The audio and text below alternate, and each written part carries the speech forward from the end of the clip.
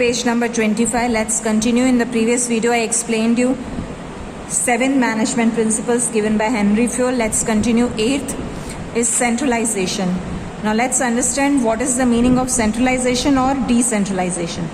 Centralization means when powers are in one hand. जब owner या manager सारा power अपने हाथ में रखता है, that is centralization. And decentralization means when powers are distributed, delegated to different departments and employees. This is called decentralization. Now this depends upon the size of the business. It's not that कि centralization is good or decentralization is good. अगर आपका business बहुत बड़े size का है तो centralization is not possible. Decentralization you have to adopt. But if you are running a small scale business, then centralization is suitable. Next principle is scalar chain. Scalar chain means in chapter 1 I explained you levels of management. That top level will give orders to middle will give instructions to bottom. In the same way, reporting will be from bottom to middle to top. This is called scalar chain. ठीक है कि हर level के हिसाब से powers और responsibilities distribute होती है और उसी लेवल के हिसाब से वर्कर्स को पता होता है कि हमारे ऊपर कौन है, हम किसको रिस्पॉन्सिबल है, किससे ऑर्डर्स लेने हैं, किसको आंसर देना है. So this is called scalar chain. Then order. Now order means everything should be in order, यानी हर चीज़ सही जगह पे होनी चाहिए. चाहे एम्प्लॉय हो कि रॉ मटेरियल हो, सही एम्प्लॉय सही जगह पे रिक्रूट होना चाहिए और रॉ मटेरियल भी जहाँ उसकी प्लेस हो वहाँ पर होना चाहिए. Everything should be in order. जिसका जहाँ प्लेस है वो वहाँ पर चीज़ होनी चाहिए. This is principle of management. Then equality. Okay, we all employees are human beings, we are not machines. So employees को जब डील करना हो तो उनके बिहेवियर को, उनके इमोशंस को ध्यान में रखना चाहिए. And there should be equality. Okay, we all are equal. अगर वर्कर्स के साथ इक्वलिटी का साथ, जस्टिस के साथ डील किया जाएगा तो हम उनका फेथफुलनेस और उनकी लॉयल्टी जीत सकते हैं. Next is stability of personal tenure. Now personal tenure means आपके एम्प्लॉयज़ का आपके ऑफिस में टाइम पीरियड, उनकी stability. Most important asset in your business is staff, that is living asset.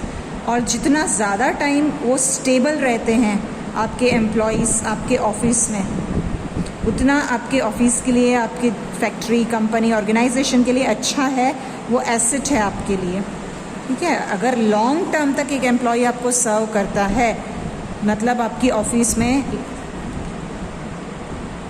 Labour turnover rate कम है. अगर जल्दी वर्कर्स आपकी organisation छोड़ के जा रहे हैं, मतलब लेबर टर्नओवर रेट ज़्यादा है. तो वर्कर्स को स्टेबल करने के लिए उनको प्रमोशन, ट्रेनिंग, ऐसे अरेंजमेंट्स करके उनको अच्छा एटमॉस्फेयर दिया जाए ताकि ऑफिस में उनकी स्टेबिलिटी रहे. ओके, इन चीज़ों का भी ध्यान रखना है कि वर्कर्स स्टेबल हो, कंफर्टेबल फील करें. वो आपके लिए ही फ़ायदा है, आपकी ऑर्गेनाइजेशन को वो बेटर सर्व करेंगे. Then initiative. वर्कर्स को फ्रीडम दो कि वो इनिशिएट ले पाए. प्लानिंग के जंजाल में उनको फंसा नहीं देना है. वर्कर को स्ट्रेंथ दो, पावर दो कि कोई भी नया काम करने के लिए वो इनिशिएशन ले सकते हैं. उनको इंडिपेंडेंट एटमॉस्फेयर देना चाहिए ताकि उनकी लीडरशिप क्वालिटी बढ़े. Okay. Last principle is esprit de corps, that is feeling of oneness. Success of industrial unit lies in mutual relationship. यानी एम्प्लॉयज़ और ओनर्स के रिलेशनशिप्स में हार्मनी होनी चाहिए. डिफरेंस ऑफ ओपिनियन नहीं होना चाहिए. Employees should feel like a group feeling. If employees will work together तभी तो अचीवमेंट ऑफ गोल्स पॉसिबल हो पाएगा. Okay, so in the office feeling of oneness should be there. Now these are the 14 principles explained by Henry Fayol. I'm not saying this is the final list.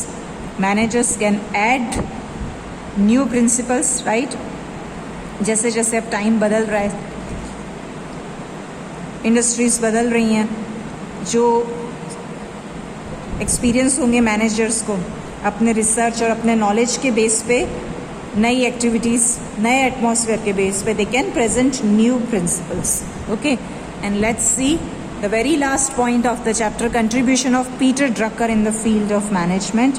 Peter Drucker was a philosopher and educator. और जो भी global business environment में जो भी globalisation हुआ है उसमें Peter Drucker ने जो बताया है हमको कि जैसे ग्लोबलाइजेशन हुआ तो नए मेथड्स मैनेजमेंट में ज़रूरत पड़ी. तो जो इम्पोर्टेंस है अकॉर्डिंग टू पीटर ड्रकर, उनके हिसाब से उन्होंने इम्पोर्टेंस दिया ह्यूमन बीइंग को. पीटर ड्रकर का इम्पोर्टेंस क्या है कि मैनेजमेंट में इंसान को, ह्यूमन बीइंग को ऑब्जेक्टिव दो, ज़्यादा ध्यान उसको दो. सो उसका कंट्रीब्यूशन है कि human resource management, marketing management और स्ट्रेस मैनेजमेंट, इन चीज़ों को उसने ज़्यादा प्रमोट किया है. सो we can say he is the father of modern management. Peter Drucker is known as father of modern management. Okay, in detail you can read from the textbook. So you can see this chapter is complete. Now the summary is given. You can go through the summary after every chapter in a short manner, very nicely, very efficiently. Textbook has given you summary, so go through the summary so you will understand the chapter better.